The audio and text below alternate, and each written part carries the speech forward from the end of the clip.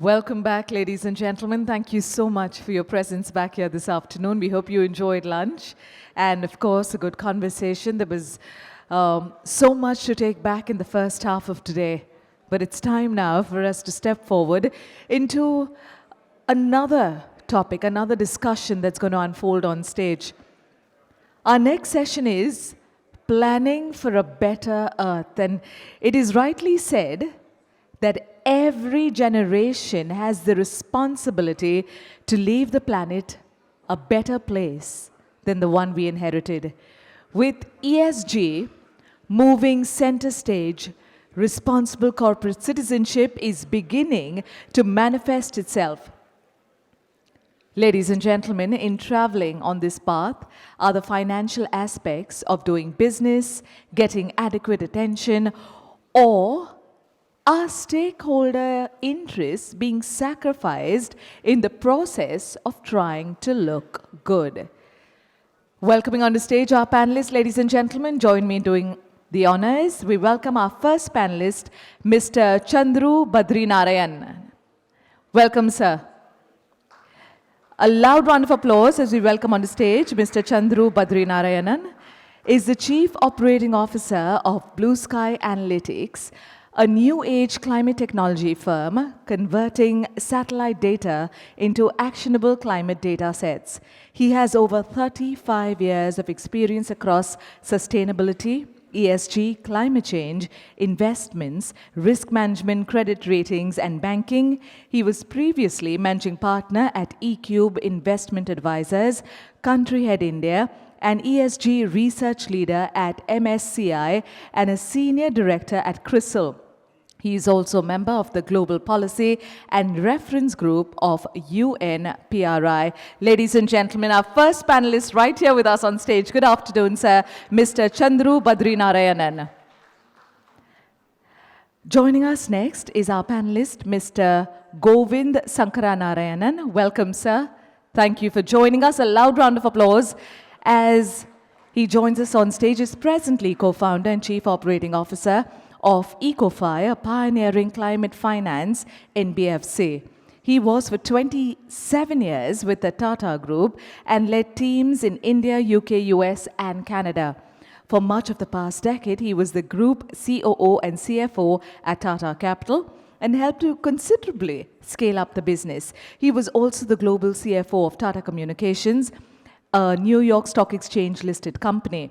He has also been a board advisor to several fintechs. Ladies and gentlemen, please put your hands together for Mr. Govind Sankaranarayanan. Welcome, sir. And our third panelist, Mr. Jamil Khatri, joins us on stage. Is the co-founder and CEO of Uniquis Consultech, a tech-enabled global platform which offers ESG and accounting and reporting consulting. Prior to this, he headed the accounting advisory practice of KPMG globally, the only professional within the Big Four to head a global business unit from India. While with KPMG, he also headed the US GAAP and the SEC practice. He has assisted several Indian companies in transitioning to international accounting practices and in meeting their financial reporting and governance obligations for overseas listings. Ladies and gentlemen, put your hands together, Mr. Jamil Khatri. Our moderator for this session, please, we're going to hand over to you, sir. Mr. Govind Sankaranarayanan takes this session forward, opens it. Sir, all yours. Thank you. So, everyone, welcome back after lunch. We've had the privilege, I think, of seeing some excellent sessions, most recently the session on governance and startups. So the challenge I think all of us have is of making this session lively and interesting, it being the post-prandial session, so to speak. ESG is arguably one of the most written about acronyms, at least of the last decade. And the challenge with something being written about quite so much is that there is a level of skepticism and fatigue that gets created when one discusses this. As it happens, this is also a, it's an area which is dealt with within the business context, and frequently there are question marks around its utility. So I want to sort of try to moderate this session in a way where we address some of the ESG questions as directly as possible, avoiding the temptation of skirting, of sort of fussing around the difficult questions. First, I'm going to request our panelists to give me some examples of where ESG actually works, because there are people who believe that it makes no difference. So, it'd be useful to know from people who are operators in that space about how it works. For something in a business context to work, it's also important to measure how it works. And I think that is where both of our panelists, both Chandru as well as Jamil, have a lot of expertise in telling us how we can measure it and therefore prove that some of these things actually make a difference and also work. It's not sufficient, I suppose, to know that ESG and the various elements that it comprises is useful. It's also necessary for people to be able to manage that process. One way, of course, is to rely on the goodness of people's sort of character and conscience, and to simply hope that there are enough good people on boards. But I think what we want to also discuss is systematically what could board members, many of whom are here in the audience, proactively do in order to ensure and enhance ESG across the companies. I think it's also important to address some of the very, very relevant questions that have been raised about the utility of ESG. Are we in some way depriving legitimate financial shareholders of something that they bought into by talking about ESG? Most investors would agree that they didn't sign up for the welfare of lots of other stakeholders. They signed up for their own returns. And this view is now widely being discussed in other parts of the world, notably in the US. Some academics, for instance, have had strong views on the subject and so on. There is also a view that ESG is a kind of tariff barrier.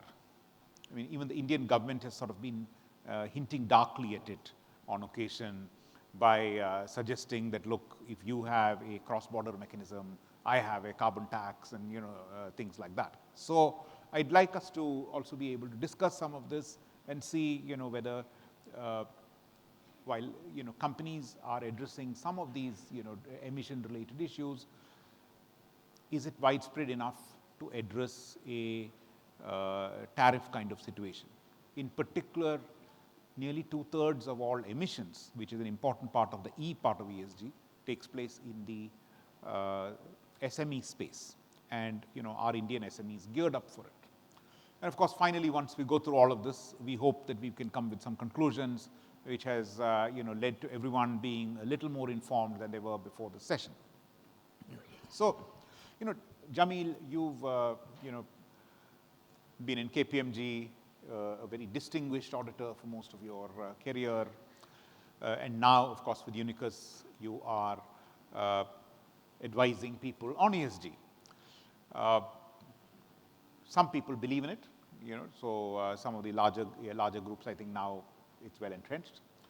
But what would be great is to understand from you some instances where you have actually been able to demonstrate line of sight of the value that an E or an S particularly, or even a G, but G I think I take for granted, E and S brings to the table. So where you can actually go to the CFO of the company and say, if you do this, I think you will have on the round better results, and you can actually go and talk about it to analysts or to your shareholders. And in fact, they can hold you to account. So it'll be great to hear from you what you've seen, what you've actually been able to implement somewhere. Awesome. So first of all, thank you. And maybe I'll just set a little bit, go in the context to this before I respond to that. I was reflecting on the session theme, which is planning for a better planet. Like all good things in life, the question is who will pay for it actually? So of course we all want to plan for a better planet, but this takes a lot of money. I don't know how many of you track this area, but there are estimates that if we really had to achieve the carbon targets which all very well-informed bodies have set for the planet, it will cost $275 trillion to deliver that, right? Over the next 30 years. You cut the math, maybe a few trillions go off, stuff. And the way I look at it is, who are the actors who can pay for this actually? Actor number one, consumer. I think if we think consumers are going to pay just because something is a sustainable product, I don't think people have understood how this game is played. I work with a fashion retailer in Europe, and they tell me that, the kids buy these T-shirts, they buy it for $11 in that market. If they had to make that same T-shirt using truly sustainable means, which will get them to, what we call zero carbon or whatever, it'll cost $38 actually, right? No kid is paying $38 for an $11 T-shirt. So customers, knock them off, not paying. Government's paying. Actually, if you look at the state of all government finances today, it's not in a state where any government effectively will be able to pay the cost of doing this out. Development financial institutions. You say there's World Bank, there's IFC. All of these institutions have been given this really nice mandate of funding the transition in some manner. Middling. I wouldn't write them off completely, but not a big fan. Who's left? Corporates. Number 4, right? So I think what is going to happen in my mind is, before I respond to what you asked, Govind, I think companies will realize that if the world has to solve this problem, and there are many parts of the world that believe there is no problem to be solved. I don't know how many of you follow the United States. I do a lot of work in the US. It's a split house out there. The Republicans believe climate change is not happening. The Democrats believe something else altogether.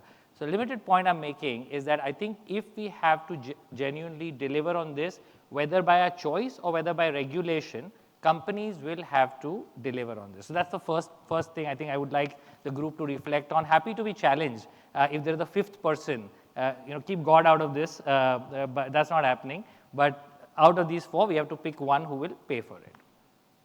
I think then the second layer is what you said is it a risk or is it an opportunity or is it both? And I think the truth is it is both actually. I think from a risk perspective, if I can just touch upon that first, Govind, I think clearly regulators, because of what I described, are putting pressure on companies to disclose as much as possible so that they are held accountable by different people. In India, we had 2 SEBI kind of members in the morning. As you may know, sustainability data on what is called the Business Responsibility Sustainability Report is required to be audited for the top 150 companies. I don't know how many of you know, India is the first country in the world that's mandated that. There's no other country that requires that. Not even the EU, not Europe, none of that, right? So the reason I'm highlighting this is I think regulators will force companies to disclose more, which then exposes them to 3 different risks at play out here. First is investors. I think anybody who's been in a corporate role as an executive will realize that investors are putting a lot of I work for a colleague of yours from your past organization. They said they used to have an ESG 1 slide in a 25-page slide deck on ESG. 11 out of 25 pages are now on ESG, right? So you will have to adhere to, and you may lose investors who actually, for whatever reason, right or wrong, don't believe in the philosophy with which, with the way the company look at sustainability. So it's a pool of capital issue. Lenders are getting much more kind of impacted by that as well, right? And the third part is customers. We know, for example, I don't know how many of you are from the IT services industry here, but I know RFPs where clients have said that if you do not have a ESG plan and a program, you're not eligible to bid for an RFP. Now, that's as bad as it gets from a risk perspective. So what are the opportunities here? I think each of these risks actually, in my mind, translates into a type of an opportunity. And what are we seeing in practice? We are working right now for a very big home textile company where their biggest customer is an American retailer. The way they see it is if they have invested in sustainability and they have a well thought through ESG program, it's not necessary that they will get $1 more in terms of supplying to that customer.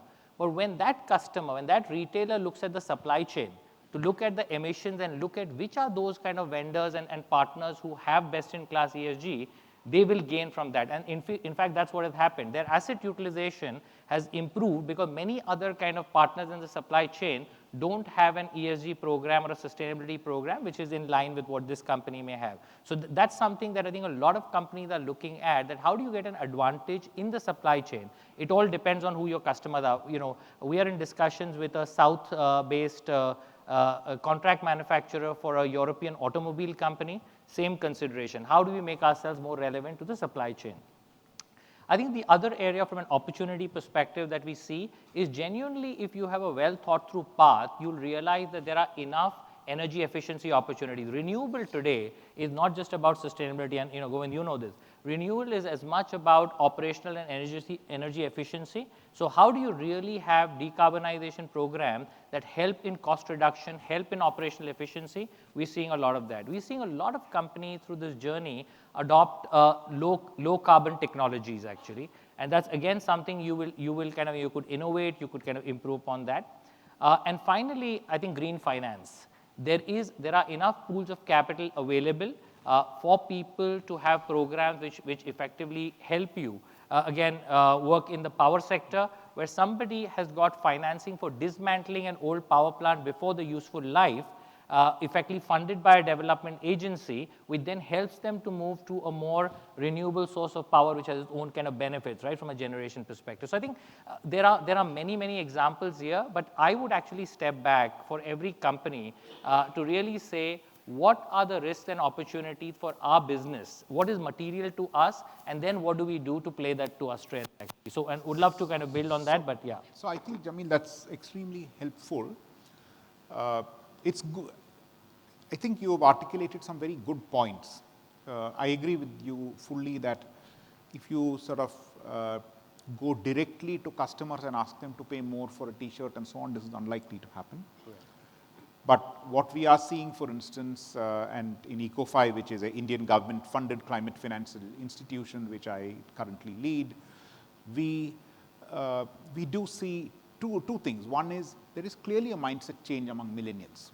So there is a much greater degree of desire to be somewhat sustainable, maybe not at any cost, but at some cost. So the significant sort of interest that you see in the electric vehicle business, for instance, is an example of that. The second point you made is, I would say, about the negative elements of ESG, which is you are going to lose business because some of the large companies are inevitably going to ask for this. What we do, for instance, in our business where we do a lot of climate finance to SMEs is to ensure that SMEs are adhering to at least the basic ESG requirements. So they don't have the ESG heavy that a top 1,000 company would have, but they still need to fulfill a minimum set of requirements around, say, non-discrimination, around avoidance of pollution control, around managing safety, some degree of sort of gender diversity and so on. And I want to bring Chandru in at this point, which is many of these are areas which appear soft. So, unlike financial accounts where you have, measurement systems which have been sort of devised from the time of the Renaissance, these are new things. Now, Chandru, in blue sky analytics, you only do measurement to a very large extent, of things which are difficult to measure. So wanted to hear a little bit from you about, what you folks do, your view on ESG, and particularly the kind of things that you can measure so that, some of the people over here can go back and say, look, these things which we thought were just fuzzy actually can be measured, and these days with IoT and so on, some of this is actually measurable quite easily and hopefully at low cost. Thank you, Govind. Govind and me, we were ex-colleagues, but he has promised that he is not going to make this session easy for me. So thank you for that question, Govind, and thanks, Jamil, for all your inputs and insights. I'm part of Blue Sky Analytics. It's an Indo-Dutch firm. We are in the business of converting satellite data into climate intelligence. What I mean by that is we monitor assets. We monitor different kind of climate parameters for air, land, water, and fire. We also produce high frequency data. And physical risk data is something which everybody talks about, saying that there is not enough data. But we provide observed data. We observe, we calculate, and then we provide all this data. These are useful for many, many constituents, for banks especially, for financial institutions, and for actually, we were talking about trees. I think a lot of people here, the speakers were given actually said that 10 trees are being planted in Sundarbans. So we can actually monitor those, and we can actually show where these trees are. So those are the kind of things which we do through satellites. And satellites have different sensors. So it's been a very fascinating journey for me in actually understanding how satellites work, how these sensors work, and how these actually can lead to bridging the trust deficit between various stakeholders and lead to more efficient markets. So this is the angles from which we are working on. But at the same time, the solutions will also have to be very economical for the users, clients, and it needs to be accurate. So these are the things which we are doing. For example, I can just show. Can I get the slide on emissions, please? Okay. So this is from our platform. These are all our data sets and everything. Can you move to the next one? Okay, this is what we are doing. This is one of the parts which we do. So we are monitoring power plants across the world. The emissions from the power plant, and all the small dots and everything, you can actually see these are all power plants. Likewise, we can do cement, we can do steel, which does actually, all the cement, steel, and power plants. These contribute to 60% of the emissions. But leave aside this. So what we also do from this is we can actually tell you that what is the kind of emissions which are coming out of a chimney, what is the CO2, SOx, NOx, all these kind of things. Now, where does this help? This actually helps investors and so many other stakeholders in understanding whether there is greenwashing happening or not. Now, let me just take this example of a company is actually publishing its BRSR or whatever report it is. They say our scope 1 emissions this year is this many tons. And you just compare it with your previous annual report and say, okay, so between these two, whether the company has actually increased or decreased. But you don't get any insights other than that to understand whether this is the right emissions or if there are any other issues which are actually happening continuously on how this plant is operating. And this is a lot of use cases. One of the banks we are discussing with, they want to understand because emissions are actually a proxy for manufacturing activity. So they want to understand, what exactly is happening when you're monitoring it on a day-to-day basis. So we can actually do this part. So this is one of the products, which we do. And this, is, as I said, has many use cases in actually understanding, what's happening. And this also is a part, where even corporates are trying to actually use this because currently the way the emissions are calculated is you take the fuel consumed, you apply a GHG emission factor, and then you come out and say that this is the actually emissions which we have emitted. Now, this is calculated emissions. This is not actual emissions. So actual emissions and calculated emissions can differ widely because of the grades of fuel you use. You don't get GHG emission metrics for all the grades of fuels. So when you do this, there is an approximation. There is an approximation again because of the boiler efficiency or the scrubber efficiency. And then the reporting can go haywire. So that is one of the reasons, what is it that which we do. We do similar kind of stuff for actually, next slide please. This is an interesting thing which I mentioned about the trees. So you want to understand, how many trees are there in a particular area. We can provide you precise tree counts using satellite imagery. Now this is again, plenty of use cases because there are corporates who say that, okay, we have, and there are mining companies which need by regulation to actually, showcase what is the kind of greening which they do. Now, most often the intention may be excellent, but down the line there are a lot of slip-ups. And people really don't know. They can't go counting, there are 1 lakh trees in a particular area. So this is something, which we can actually do. And not only that, we can go back in time. So this is a project we have done in Bali, where we have gone back in time for 20 years to show how this greening has actually happened across the, years. And we can do this, 20 years back, the satellites were not so much. But for the last 10 years, we can actually provide this data. And again, this is actually an excellent input in carbon markets, where there has been a big trust deficit. The markets have been actually having a big problem. So we are bridging the trust deficit, and we are actually working with also we're trying to work with a Singapore government entity where they're going to use blockchains for actually taking all this data and putting into that. And this is also going to lead to fractionalization of the market. Today, you can't sell carbon credits by fractions. So the liquidity of the market doesn't actually move up because of that. So these are the other use cases we have. We have many other use cases like, we can monitor the pollution and say that which is the plant which is emitting or, which is actually, polluting a water body. So we can give 4 parameters there: turbidity, carbon dissolved matter, organic matter, and carbon monoxide or something like that. So there are 4 parameters which we can find out, and we can do this part. We monitor reservoirs. Can you just go through the next slide, please? I'll just end very quickly. Okay, so this is actually Tungabhadra Reservoir, and this is for 3 years.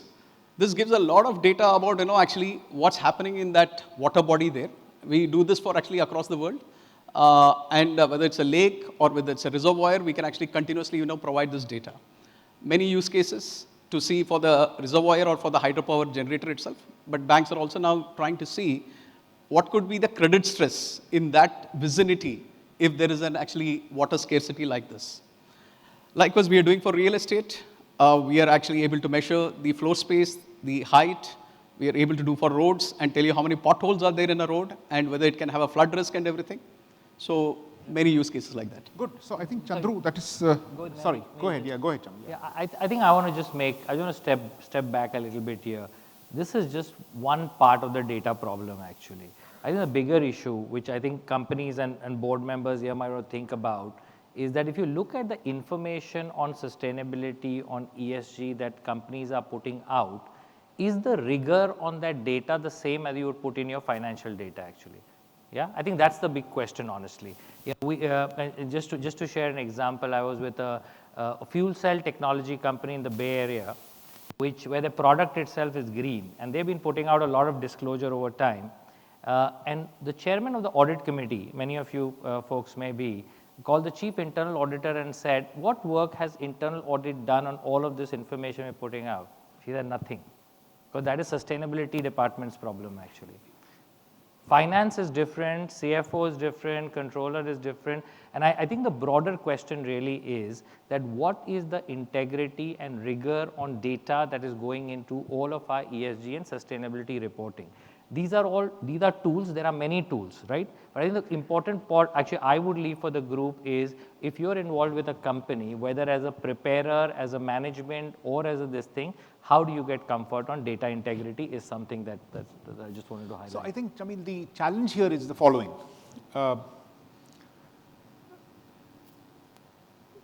Data is cheap. Taxonomies are cheaper still. Yeah. So, whether it is GRI or PRI or SASB or, the IFC protocols or whatever, this, and each person looks at the ESG issue from a different lens, a different slice. And if you ask each of them, they would, I suppose, justify, at least justifiably for themselves, say that theirs is the best and most of the others are pretty useless. Correct.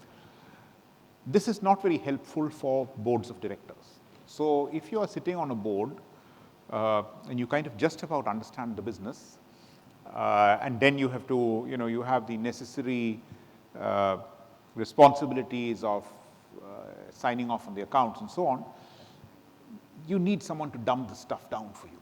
Yeah. There are 2 ways to do it, or 3 ways actually. One is scoring, which is not meaningless, but is very difficult to interpret. The other is, again, to have a taxonomy of some sort and get a certification. And the third is for someone to explain this stuff in English. Yeah. And to say, guess what, if we don't move to electric, 90% of the market will not be with us. And if that 90% isn't with us, guess what, my revenue will fall from 100 billion to 10 billion. It's the last one which is very rarely spoken of. It's very difficult to find somebody on making an ESG case. Now, similarly, that, let's talk of S, for instance. Even more difficult to sort of fathom. Right. Now, there is widespread lip service paid to the fact that you need more women in the workplace, on boards and so on. But especially on the front line actually. You just don't see them in banking and so on. Now, no one has ever told me, and I'm sure studies would exist, and I'm sure companies can take the trouble to do that, to say, look, if I had more women in wealth management or relationship management, I'd get more business. So if I had more women, you know, or at least I would have lesser frauds, which is also seen to be sort of common when you have sort of more diversity in the workplace. What do you have to say about that? I mean, because the usual response to this is always, let's get some kind of score because that feels objective. Yeah. But it also feels pretty useless sometimes. Yeah. So, you know. Yeah. I think, yes. And how do you help boards, therefore, you know? How do board members do, you know, figure all of this out and actually call it out and tell the CEO that, you know, I don't believe this. Yeah. You know, it doesn't seem right. Otherwise, he has to accept, you know, all the check boxes that the CEO has given. Yeah. I think first thing we have to acknowledge is that the whole ESG space is where probably financial reporting was 30 years ago, actually. I think that's the honest truth. Everybody is trying to figure out what does this mean. The reporting frameworks, as you correctly said, are all over the place. You know, if I even made up an acronym, nobody will know whether it's a made up acronym or a real acronym, okay? TCFD is real, TNFD, I don't know, maybe you figure it out. But it's a mess right now. So I think the first thing is up to I think bodies are trying to get to a common ground, right? So that's the first part.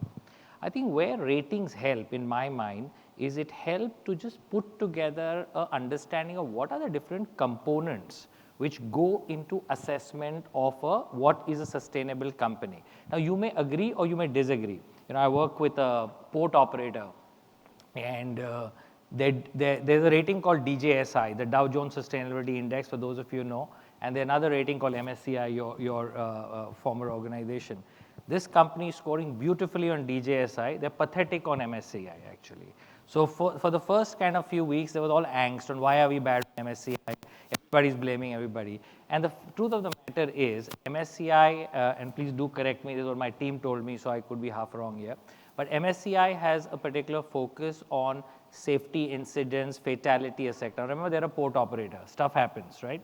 So in their case, despite all safety measures, they've ended up with a bunch of incidents which bring down the MSCI, right? The reason I'm telling this story is, if I was a board member or a management, I sometimes feel that it's not very difficult. As long as you have you ask the right questions and you have the right people explaining it to you, to say, what are those elements that are bringing us up or down? And is that important enough? Is that solvable? In some cases, you may say, like in this port operator example, the safety measures are very good, but the inherent nature of the business is such. You may say, I'm not going to do anything about it. But if there's another cue that's coming up from these ratings, that's something effectively to kind of focus on. I kind of tend to use that approach, you know, when I look at these problems. I think to your point on how do we really know the business impact of certain things, that is again only going to come if from a board perspective or from a management perspective, you start looking at this holistically to say what are the risks and what are the opportunities, and that's really when the business impact starts coming in, actually. Chandru, any thoughts? That's one of my favorite topics. Okay. So I've been in ratings, CRISIL and then MSCI. I think the issue starts with calling ESG ratings. So, you know, when you actually call it as ESG ratings, you start comparing with credit ratings. Both are different animals altogether. Credit ratings is actually where the company gives a mandate, while ESG is where the investor gives a mandate. In credit ratings, you actually are privy to a lot of financial information and everything, while in ESG ratings, you are not. And the biggest problem, elephant in the room there, is how do you quantify all these things? So how do you quantify? I think between E, S, and G, the E part or the climate part is much, much more quantifiable. G, there are a lot of actually now empirical research which is available. S, very less. It's just actually a gut feel kind of thing which we need to do. And I think that's been the bane of this ESG ratings, that you start clubbing everything together rather than actually looking at it in different components. And that's why both are, you know, each of it is, you know, it's rubbing off. And that's why we have these problems in the US, or now, you know, that regression which is actually happening in other countries. And the mix-up of ESG with climate change, which is a different agenda, which has an overlap, But then, there is a lot of this mixing up also, the social and all the other things which actually keeps happening. But I think largely it is that ratings piece which come across, which is a problem. But then, I would also say that it's not to the defense of the rating agencies or anything like that. But I think, I'd be very worried if all ESG ratings give me the same information. I'll be very much worried because I have no information value otherwise. Only if as an investor I'm looking at it, if there is a little bit of a difference, that's fine. But also whether it's Sustainalytics, MSCI or any other rating agency, they're supposed to actually, and they do, give out the methodology. It's there available. And there's an app also, MSCI has an app. You can just go and then see what are the actually parameters on which it's rated. But you're right, Jamil, that there is no standardization as far as this is concerned. Maybe that has to move to that standardization, but the qualitative assessment has to be different. So that's where I think the information value will actually come.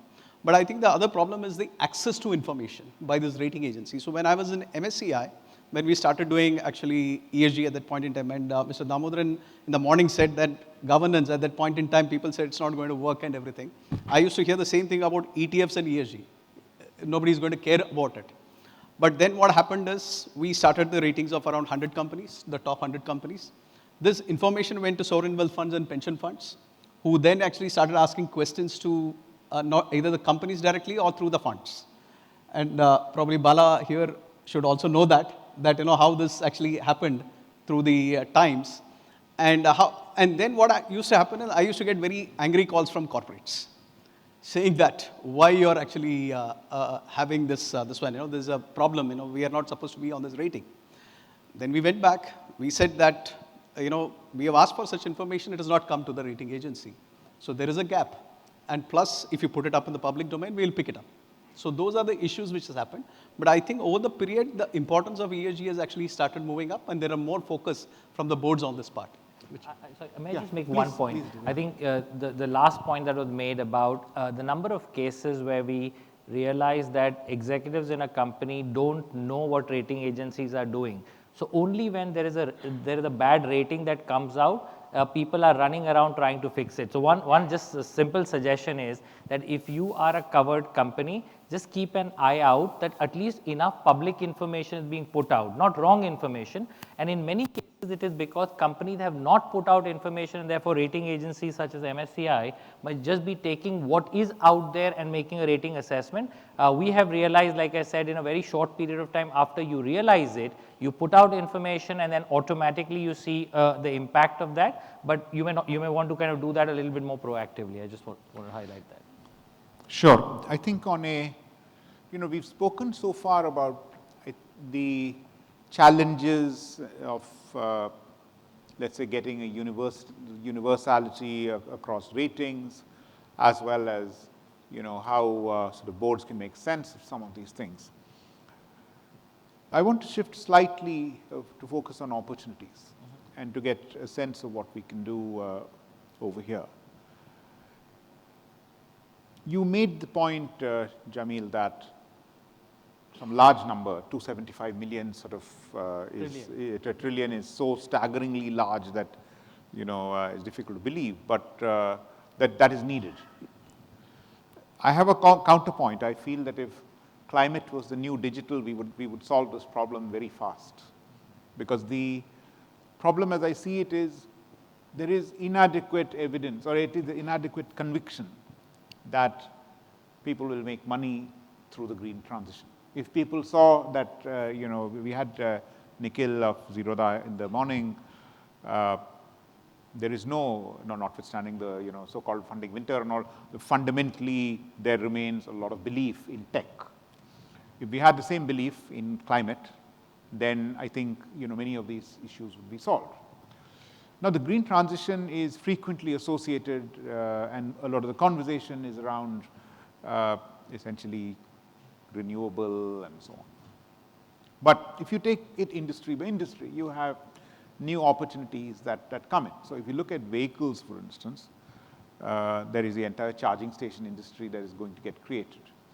There is a residual value industry being created because many of these vehicles are liable to come up for reuse. There is uncertainty about their, residual life and so on.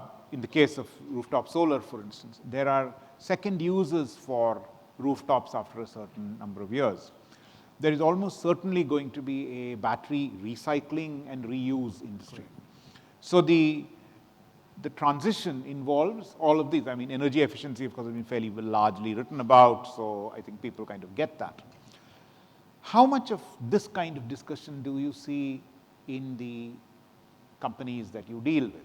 So, above and beyond just, look, I want to reduce my emissions, there's a lot more. So when you talk to cement companies, do they just talk of reducing, their emissions, or do they talk about the fact that certain types of cement work in coastal areas, certain types of cement are going to be greener, and so on, therefore, targeting those markets actively and all that. So we just wanted to hear from you about that, about the opportunities. Yeah, I think I go back to the point that this is a very nascent conversation.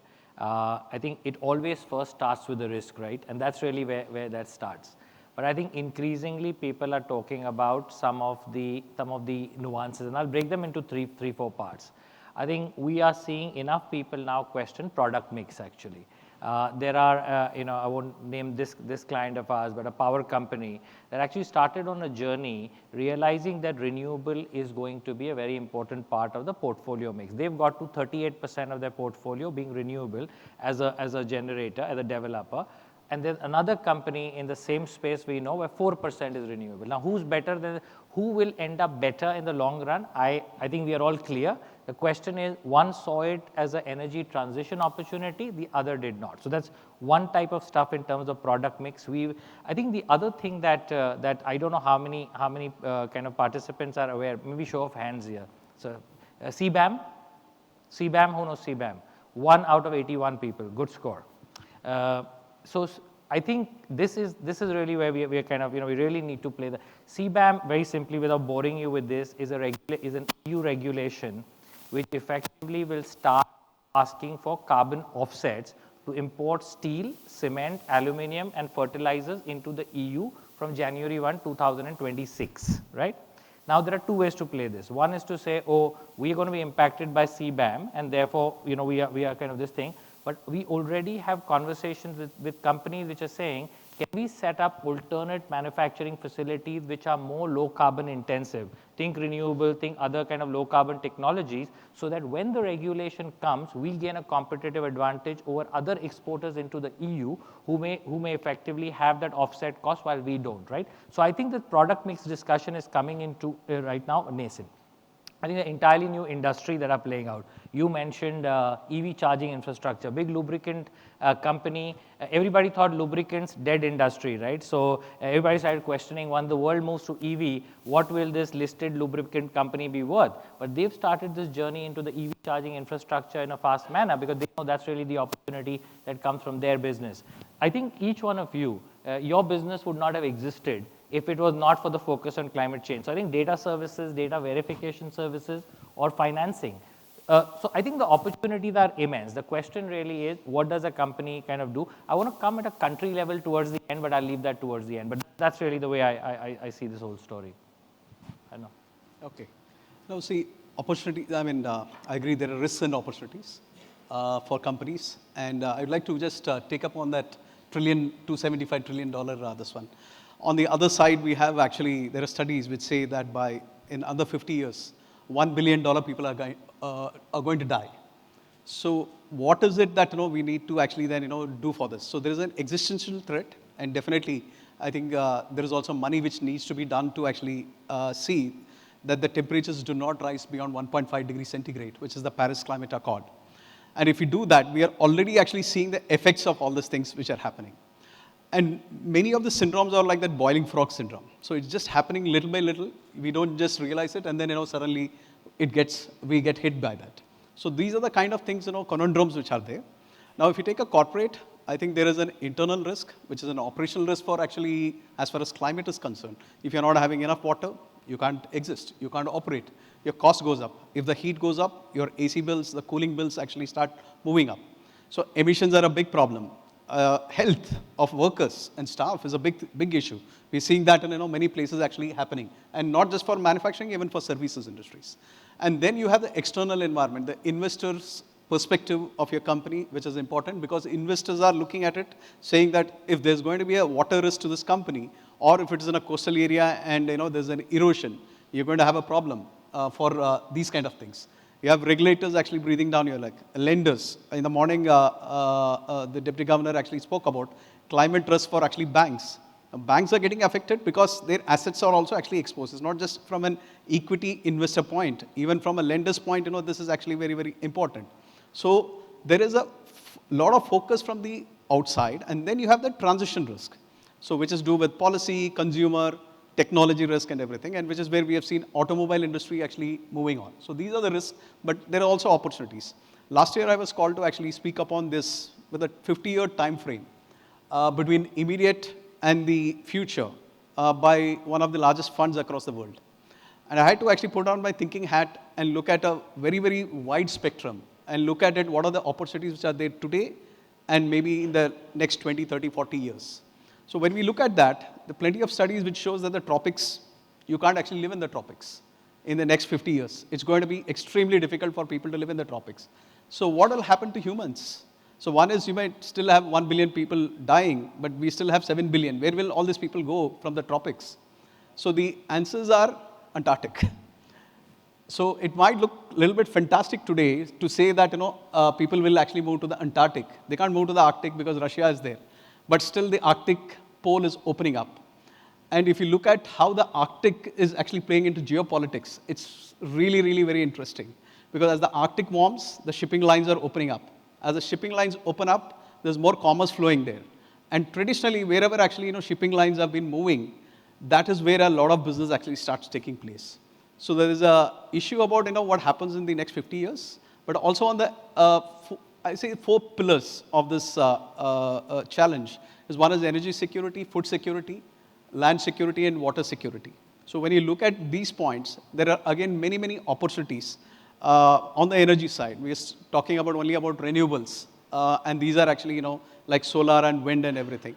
Now ammonia and hydrogen have come into play, but nuclear we will see actually will start playing a much better role as we go about. The Chernobyl and the Fukushima incidents, they are getting forgotten because there are new technologies which are coming up. Fusion is moving to fusion. Then you've got small and modular reactors, which are actually coming up. So there's a new opportunities there. Then there are even more better opportunities coming up. There's something called a space-based solar power. So by the time the sun comes down, a lot of energy is lost. So companies are now actually experimenting with putting solar panels in space and trying to actually bring it down through infrared radiations down to the ground. So opportunities like that are plenty. So let me sort of draw on some of the various points that you made, Chandru, and also redirect ourselves a bit to the S of the E, S, and G. We've had 2 or 3 sort of global crises in the last 15 or 20 years, the one in 2008 being maybe the most spectacular one, but other challenges like the pandemic and within India on and off, some, the occasional, at least financial crisis of a smaller magnitude possibly.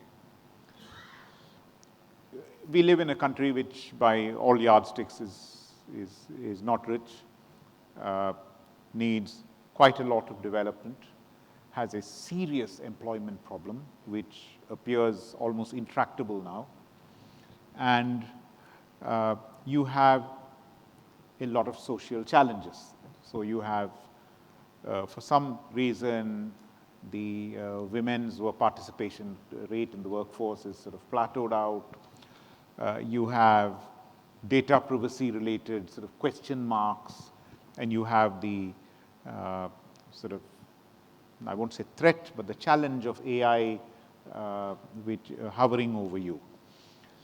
Companies are having to deal with all of this, and there is a risk that over the medium term, an inability to deal with all of this is going to result in maybe social tensions, maybe dramatic re-rating of the capitalist model that you have. So it doesn't mean that we would sort of overthrow the capitalist model, but you would have things that you could not have imagined maybe 10 years ago happening. So 20 years ago, if someone had said that trade barriers would be raised again and again. People have said, no, it's never going to happen. It's clearly happening. Even Western democracies are sort of doing that.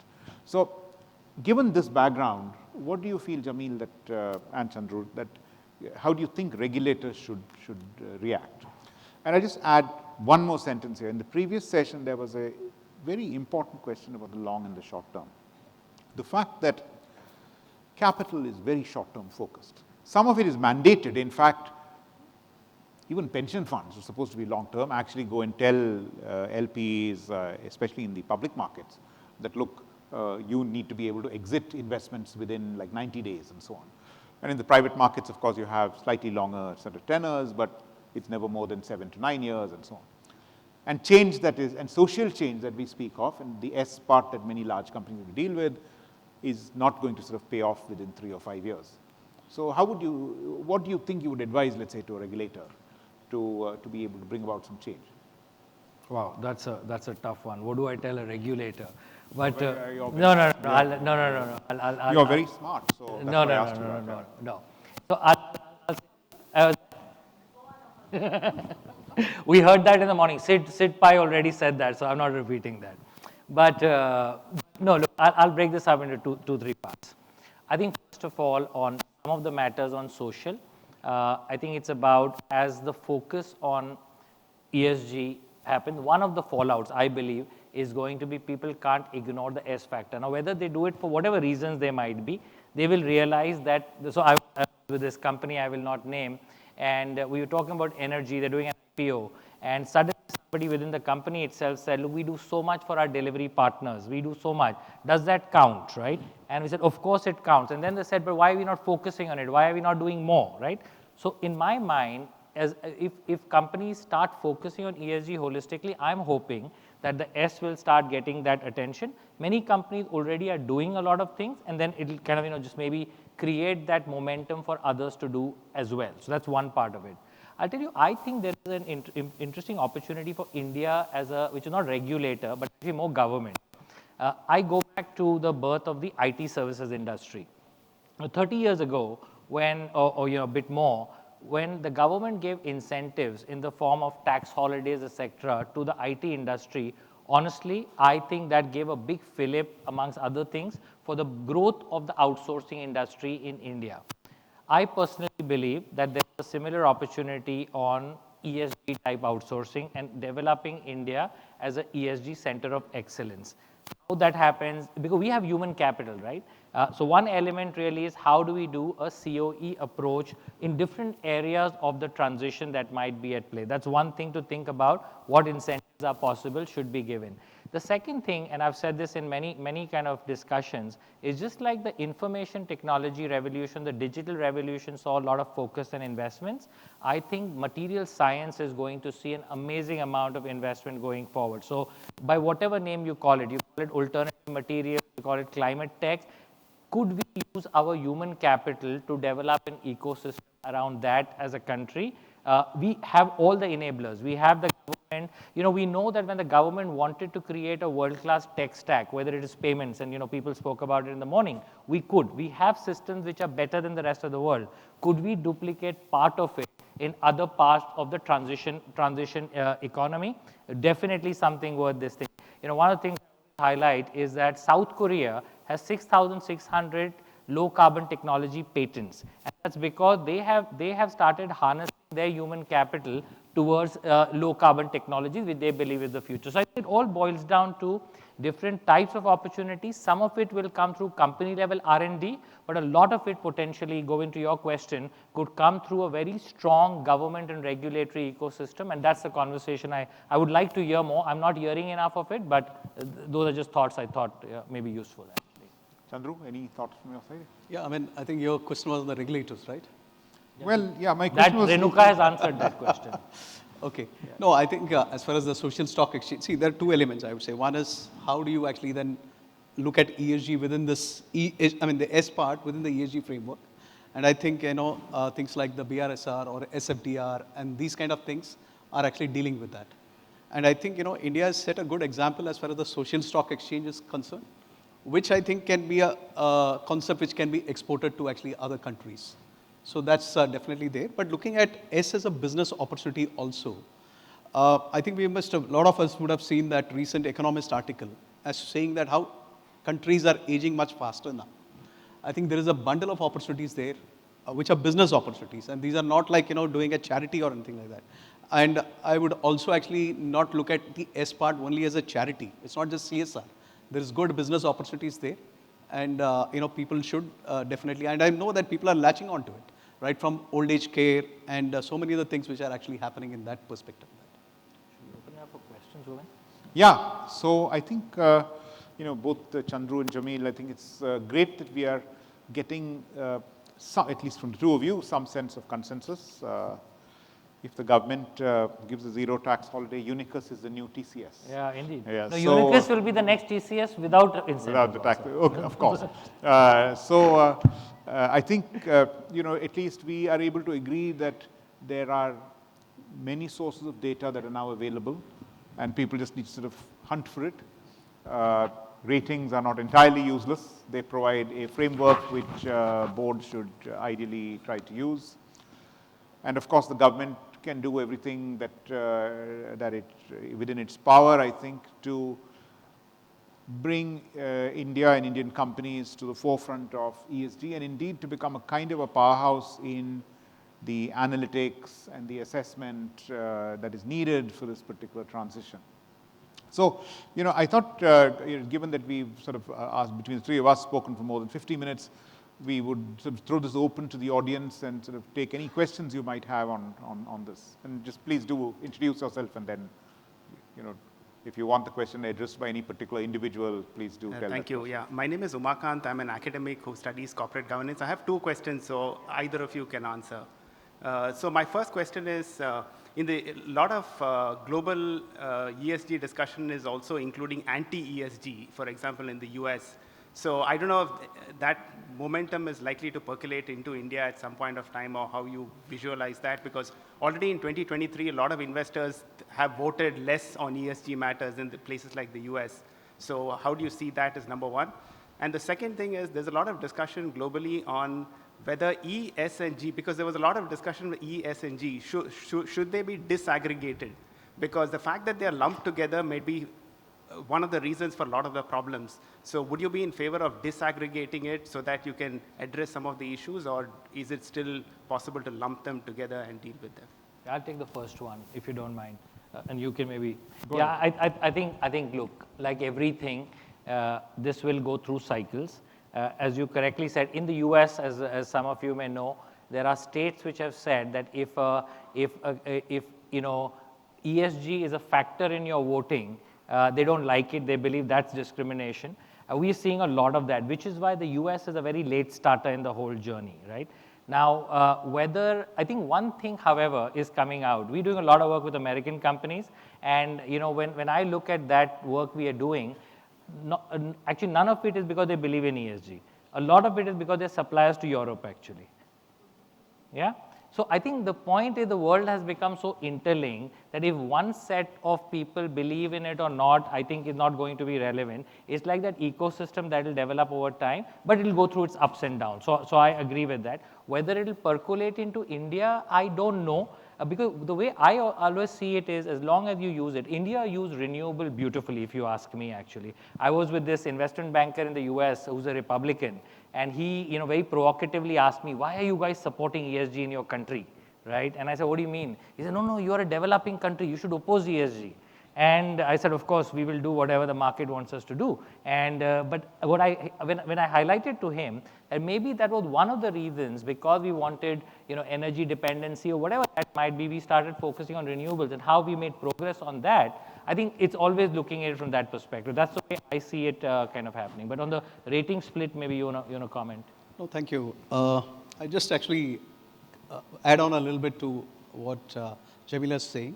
I think what has happened in probably US and UK is that both sides actually have been swinging to the extremes, and it is the louder voice which is actually winning through. And I think the Ukraine war somewhere actually has triggered this anti-ESG movement with people like Strides, one of the presidential aspirants, Vivek, who has actually launched this anti-ESG movement, and where he made money also, showing he just wanted to show that by investing in fossil fuel companies, you can make money. While before the Ukraine war, when gas and everything was not so much in demand, the companies or the rating agencies, where I was also part of, we were showing that okay, companies have been the share price has been moving up if you're doing good on ESG, and this is what people like Ashwath Damodaran and Tariq Fancy have been picking up and breaking it apart to show that there is a lot of people trying to ride this gravy train of ESG.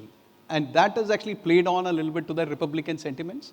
I think that's what has happened. But as Jamil rightly said, I think there has been quite a lot of climate extremism also. Definitely. Like people saying that you'll have to shut down fossil fuels next day. And we have had dramatic things in UK where they actually brought on a fossil fuel plant in front of everybody to showcase their leadership in saying that they want to get out of fossil fuel. And we have seen what's happened in Germany. They shut down actually all the nuclear power plant. And then, when the war happened, they couldn't sustain. Now their economy has gone down. I think from that perspective, India has been very nuanced and balanced. I think hats off to the policy which has been happening in India. It's not we are saying this is a journey, this is a transition. And I like to say that without energy, you'll have anarchy. And we have seen that happening in places like Sri Lanka. So for such a large country, we can't shut down actually, fossil fuel plants overnight. And it's a journey, but I think we are doing extremely well in actually moving towards renewable energy. So that's where I think the balance lies. And for your second part on whether we need to look at E, S, and G separately, that's I do believe it has to be looked at separately because they all got lumped together after actually 2008. I'm sure that, one is looking at these things, because the quantifiability and the attribution is a big problem. You can do probably with E and somewhat with G, but S, the attribution, saying that if I'm spending $1 on actually S, does it lead to actually a kind of a benefit? So that part, even though there are intrinsically you can actually justify that, but when it comes to actually, because the world still looks at quarter to quarter, you're still looking at, you're used to looking at financial numbers and everything. So that is where this kind of issue actually comes up. But, I would say that, probably if you break up E, S, and G, so people like Jamil will probably get more business also. I'm out of supply, by the way, right now. So my problem is talent. Any other questions from anybody? Yeah, please go ahead. Questions? Yeah.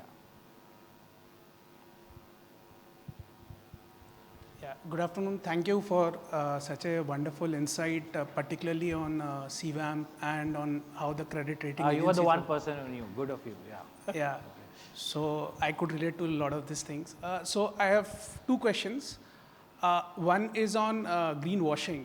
Basically, of late, we have been seeing many companies are projecting their products as greener. However, in reality, this is not the case, right? And we also see that these products are also backed by independent credit agencies, rating agencies, right? So how do you think we should actually, or how do you think the regulator should tackle this greenwashing?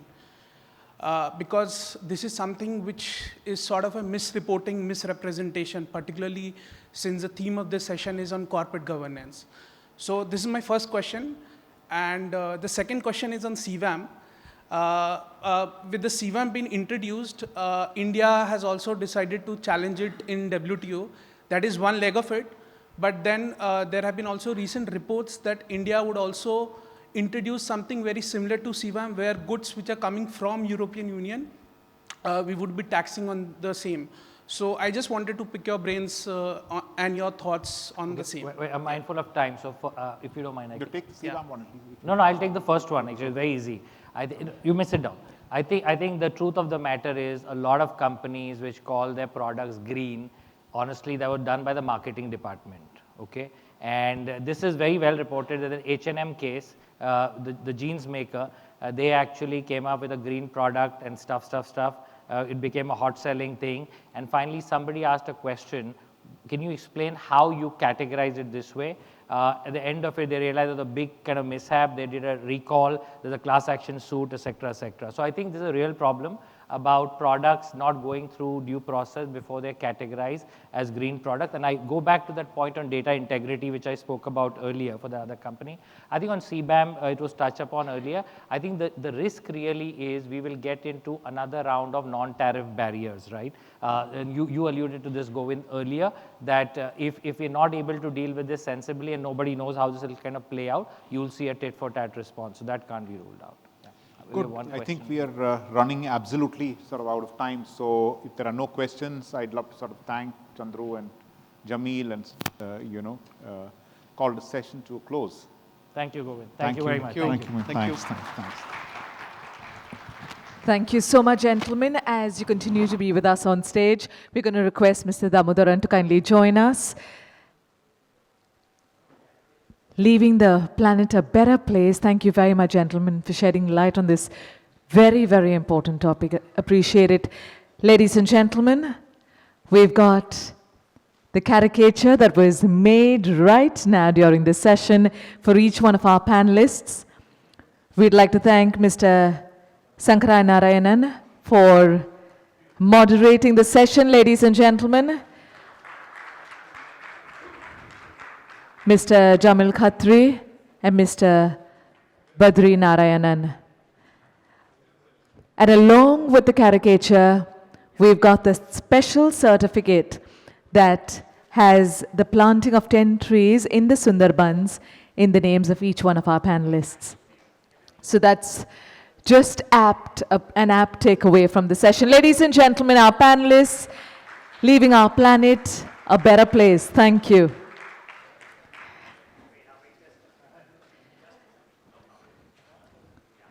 You've got the caricature open as well. That's lovely, ladies and gentlemen, if you can catch a glimpse of the caricature.